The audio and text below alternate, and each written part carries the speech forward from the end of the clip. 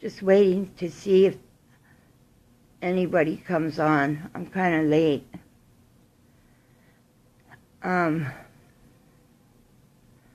You see my kitty over there? There's a quilt up there that belonged to Jim. Jim had it on. And since Jim died, Kitty sleeps on there constantly. He used to have all these hiding spots all over where he slept. But now he sleeps up there on that quilt. Beside him is my old sandwich board sign protest. It says, "Protect mothers," and on the other side it says, "No dapple, kill the black snake." This whole world, this whole place just seems so hollow to me. But I can feel Jim. I talk to him. But I'm really having a hard time finding a reason to wake up in the morning, finding a reason to do anything. But it's the promises that Jim made me get. I gave Jim before when he was dying. It was the promises and me telling him, "It's okay, you can go. I'll be okay. Oh, it's all right to leave." Because, you know, when they were trying to push a DNR order on us, Jim wouldn't take no DNR. He said, "My wife will tell me when it's time to go." So I held him in my arms, and I told him it was time to go. But my heart, my soul, everything went with him. So I have been struggling. I'm still doing what I need to for him. I went to the mortuary. They weren't mean or anything, but the way they talk to you, it's different. And they were kind of concerned about how I was gonna pay for it. So I told them that don't worry about it. On the 3rd, when I get my Social Security, I will put all of that against it and the $250 to give Jim the kind of funeral he wanted. Well, funeral, he didn't want a funeral. Didn't want nothing. Just straight cremation and bring his ashes home. But while he was getting so sick, he was getting afraid. I want to show you something. That's why it's bumpy. But he was getting so afraid. One night he woke up and he was screaming at the top of his lungs, telling me, the devil's gonna get me, and he's kicking in legs, his little arms and legs are just kicking. And I told him, I said, "Don't run." I said, "You stop. You turn around and you look at that devil and you tell him, you can't hurt me. You have no power over me because I am a Lakota warrior and I am not afraid of you." And I heard him saying that in his wimpy little voice, trying not to cry. I said, "Now say it strong. Don't be afraid. That devil is made up. It doesn't have nothing to do with you. You're a Lakota now. And you're surrounded by Lakota relatives, other warriors. You're not alone. Don't run from the Christianity devil or evil that they threw at you. You just come where you're at peace. And ever since I was with him, all he knew was church Christianity. And he was a hoarder. This apartment was almost up to the ceiling with stuff that he was keeping for just in case.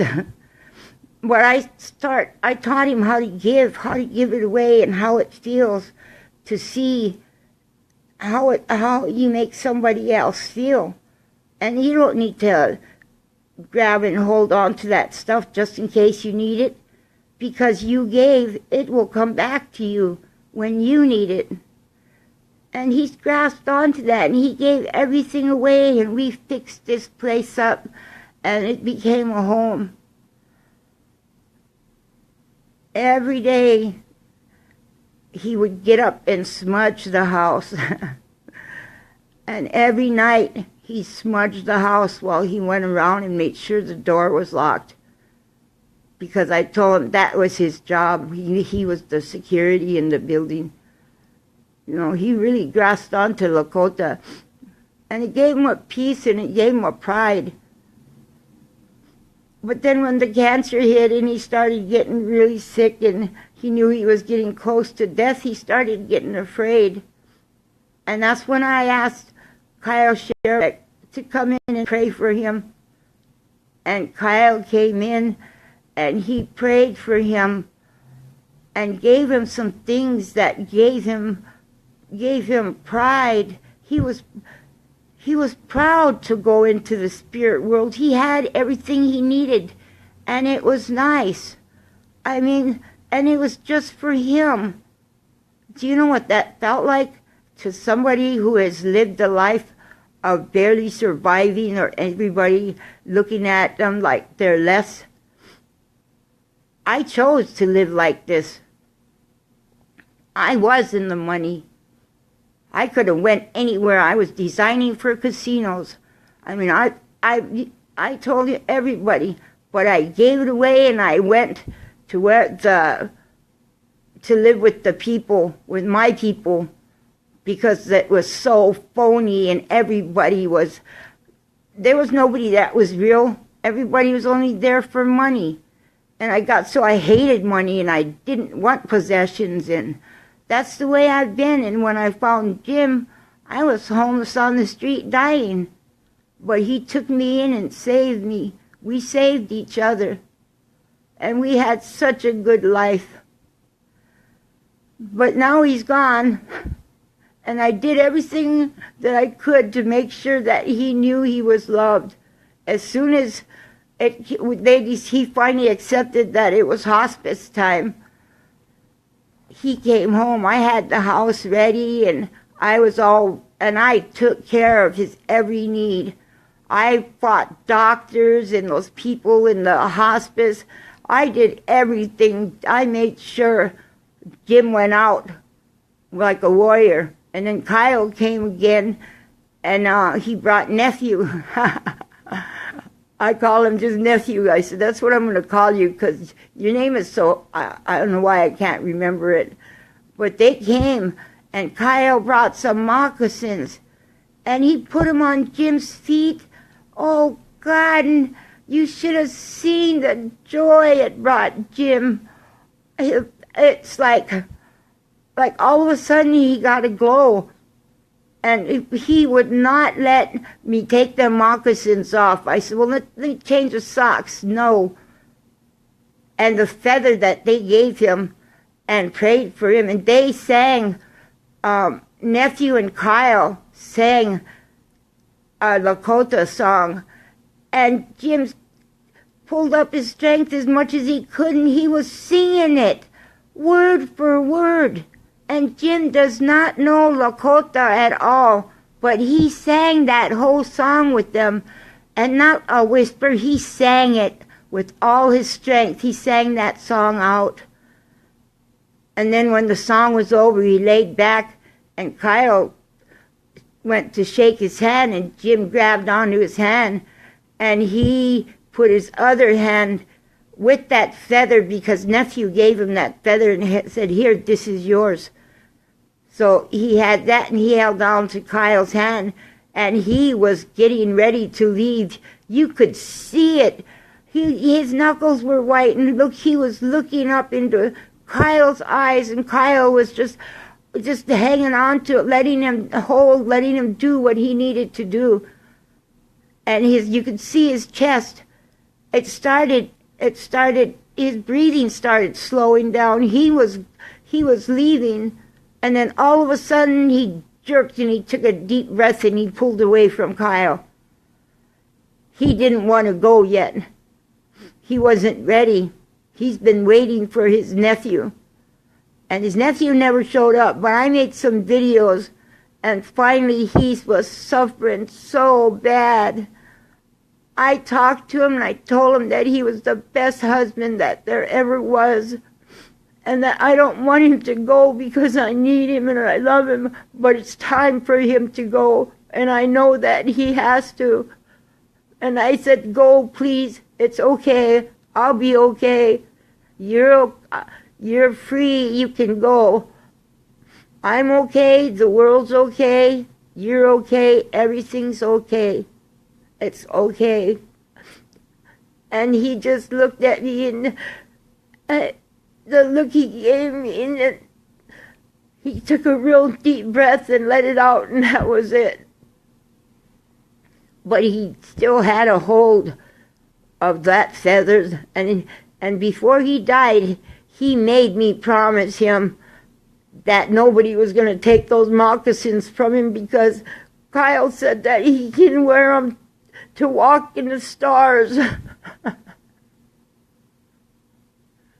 And that feather, he held on to it. It was in his hands when he passed. I had to pry it out of his hands so they could put him, so the mortuary could take him. But he found Lakota, our spirits, Kyle. I'll never ever be able to show as much the gratitude that I feel. Thank you, Kyle. Thank you, Marnie. Thank you, George. Thank you, Wesley. Thank everybody. Jana, my girl, I love you so much. You're the one that was with them from the start to help me and Jim get married. Jim, all of you have helped me so much to give Jim the love he never got as a child or an adult. He went knowing he was loved, and he wasn't afraid anymore because he had his moccasins on that so he could dance in the stars. And before he even died, that when he sat up and he said, "Who's all these people in here?" I said, "There's nobody in here." He said, "Yes, there is. There's a lot of people in here. Who's all these people?" And I said, "Just lay down. They're okay. It's probably spirits or something, you know." And he laid down. And he got up and he says, "Your aunt asked me if I want to eat." And I said, "Then eat if you want to." But my ancestors were here. He was naming people. I'm not going to say those names because I don't want to get into having them say, "Well, why do you say my name?" Or, you know, because nobody really cared about us. I begged people everywhere to come and be with me, help me. But they didn't, so I'd done the way I've always done. I stood proud and I did it myself. Whatever way it had to be done, I made sure it was done. I fed him. I did everything. I was there 24 hours a day. When he died, I hadn't slept for about 7 days. But it's okay. And then I just fell apart. I didn't want to live. I just fell apart. But people that loved me took me to the hospital, and they drugged me up with Ativan and kept me there in the psych ward, watched me overnight. And then they let me out in the morning, and Alex, my daughter, my adopted daughter, who has been more of a daughter than any of my real ones, was there for me. She was here with me when Jim died, and she was with me. She took me to the ER, and she sat there watching me for 2 hours while I slept. They had to knock me out. And then in the morning when I woke up, Alec was there, took me to eat, asked me what I wanted to do, and I said, I want to go home. My cat's there alone. Felix was here all alone, and Felix, you should have, when Jim passed, Felix just went, ew, and he just kind of yelped, and he went and he hid behind the couch, and he didn't come out all that time. So I walked in, and I thought, I know the social worker, and they turned everything off and turned the TV off and all the lights and made sure they locked the door when I went out.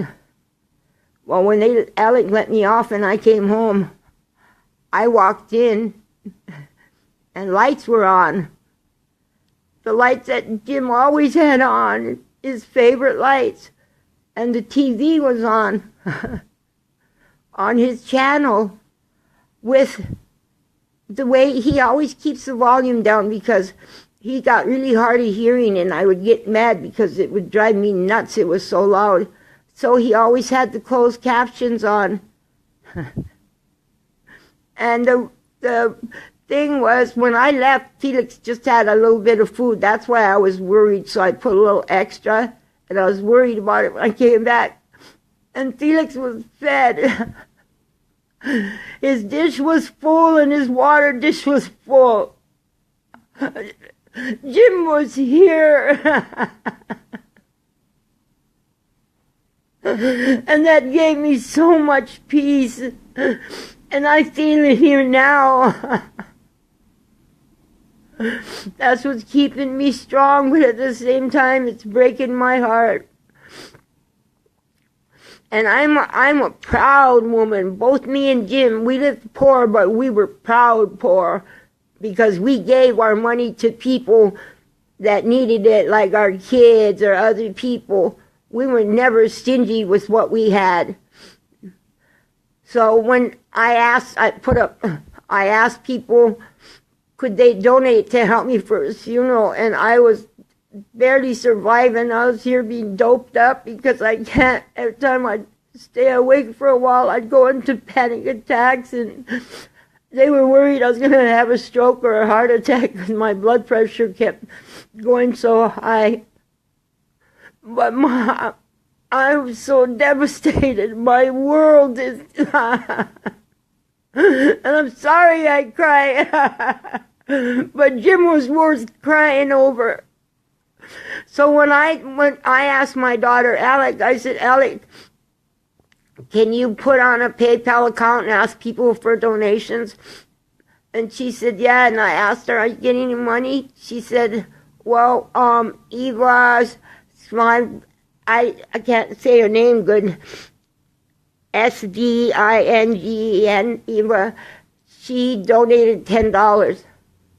That was it. And I checked all the posts, and everybody, it was the same old thing, prayers, prayers, prayers.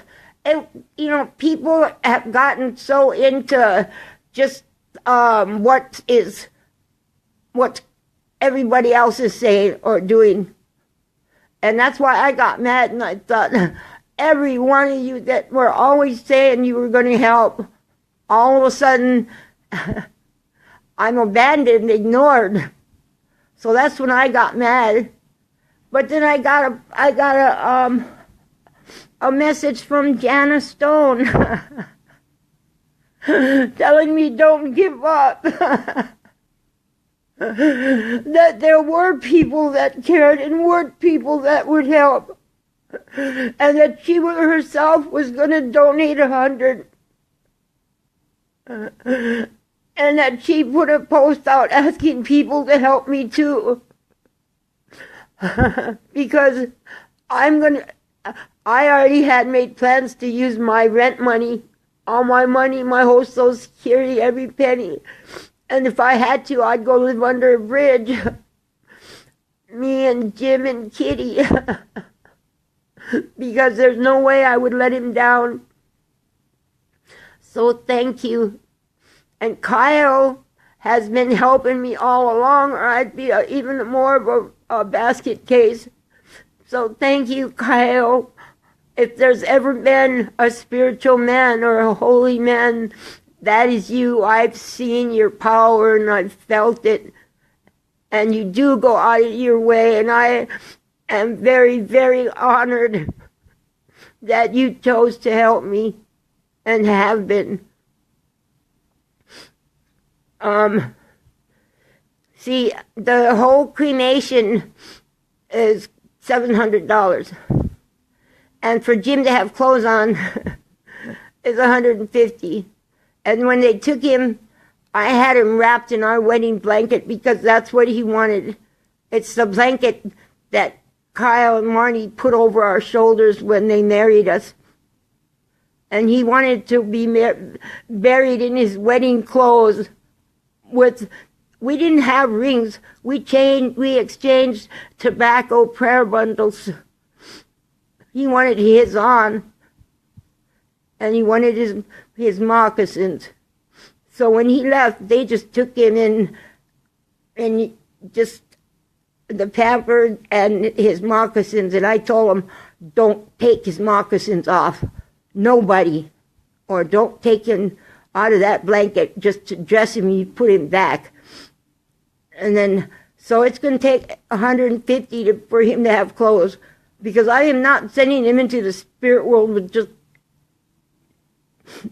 an adult brief, let's call it that. I'm sending him proud. And I got a message, somebody saying that, why am I calling him a warrior? He never fought in a war or anything. And I said, I called Jim a warrior because he fought in the biggest war of that anybody will ever fight, and that's cancer. And he never cried. He never backed down. He fought. So he is a warrior. And anybody else that says that to me, I swear to God, you do not want to get on the wrong side of me. Not right now. So anyway, that's that $150 to dress him. And then 200 and something comes up to $1,000 for the whole thing, for Kyle to be able to escort his body to the crematorium. That's was Jim's last wish, because he didn't want nobody to steal his moccasins. He was worried that they would steal his moccasins at the crematorium. And he said he needed those. He had to have those.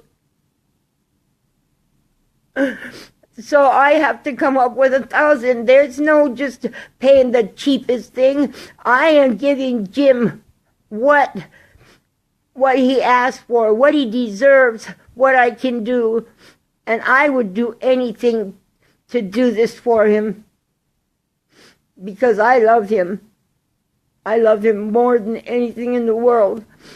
And then as soon as it's over, his ashes are coming home. And he's staying with me. No matter where I go, he's got his... And when I die, I already have it set up for our ashes to be released to the wind together. Now that was our wish, and that's what's going to happen. We're not having any funerals or anything, even though I would really kind of like to have a little dinner for him on May 5th. That we were going to have a Kentucky Derby party. That was always his dream, to go to Kentucky Derby. So I told him this year we'd have a party. I'd make everybody hats, and we'd all watch the Kentucky Derby with him. But he didn't make it that far. So I'm having it for him. I am having a Kentucky Derby party here on May 5th. And if nobody else comes, I will sit here by myself and have that party for Jim. Because that was his wish. And his other wish was that I go to the zoo. That's what he told the social worker. She says, do you have anything that you want done? Do you have any last wishes? She said, I promise I'll accomplish them. And he said, I want Josie to go to the zoo. And I told him, I said, I told you those weren't my relations there. So everybody started laughing, but it's like joke. But he said, no, I want her to go to the zoo. Because for the last year, every summer, me and him planned to go to the zoo together. But getting weaker, and me, my physical, we never got to go to the zoo. So that was his last wish for me, was to go to the zoo, because he said that he promised himself that he was taking me to the zoo this year. But that's the kind of man he was. He was my heart. I've never had anybody so devoted to me completely. Okay, now since then, I have gotten, I have kind of been teasing. I got a complex because the cat that we had, he died in my arms too, in the same apartment. Well, I gave him something to help him die. He was 22 years old. I helped him cross, held him in my arms, and I did the same thing to my husband. And I was teasing. I said, pretty soon nobody's going to want to come into my apartment.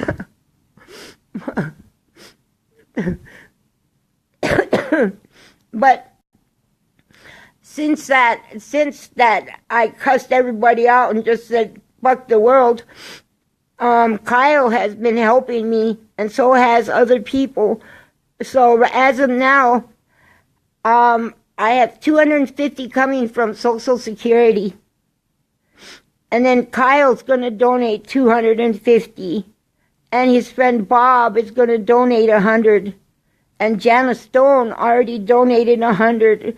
And there's more coming from her friends. I'm going to be able to do this for Jim. I have been so worried. This has been the biggest stress for me, the biggest thing that I can't sleep, I can't do anything, because I've been worried, how am I going to get this money for Jim? And I even thought about doing something illegal. But I thought, no, I'm not going to do something that's against what Jim was. He's going with honor. So, I am so grateful, and I apologize to everybody that I cussed at yesterday, but I felt so abandoned. People that I know around here, they quit answering my calls. Everywhere I go, I walk because I don't have money for transportation. I don't have money for the bus. Today I walked all the way downtown from First Hill to the Social Security.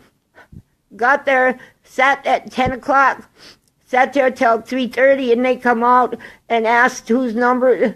Said, if you have a number after this, then you're not going to be able to be seen today. Sorry, we have a lot of people out because of the budget cuts. They're half of the representatives, so I have to go back tomorrow, and I don't have money for bus again. But my daughter, Alex, said she'll come in the morning and try to bring me a few dollars. But that doesn't matter. Tomorrow, I'm walking down again to Social Security and to DSHS because they cut us off of our food stamps and everything. So I have to go down with his death certificate to both of these places. But I'm doing it. But I just want to say I love you guys, and thank you for the support. Jana, everybody, Kyle. I cannot express into words my my respect, my appreciation, my admiration, my trust. You, my man, my brother, are what I consider a true holy man. And I love you. I love you. I love all of you. Thank you. I just wanted to apologize. Thank you for being here.